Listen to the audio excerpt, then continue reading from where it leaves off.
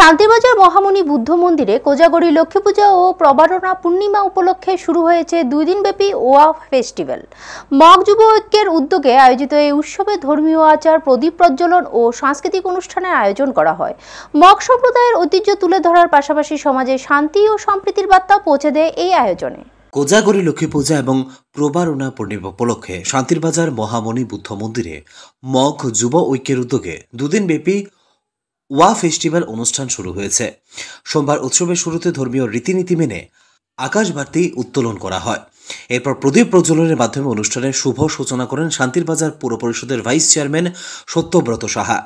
এছাড়াও এলাকার অন্যান্য বিশিষ্টজনেরা উপস্থিত ছিলেন।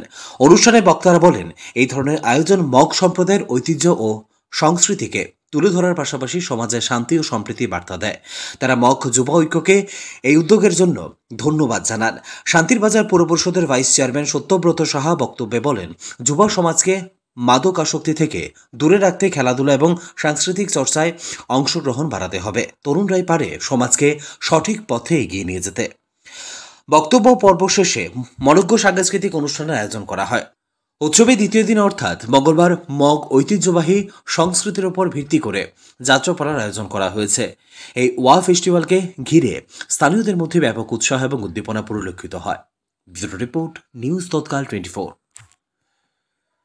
আপনারা দেখছেন নিউজ তৎকাল 24।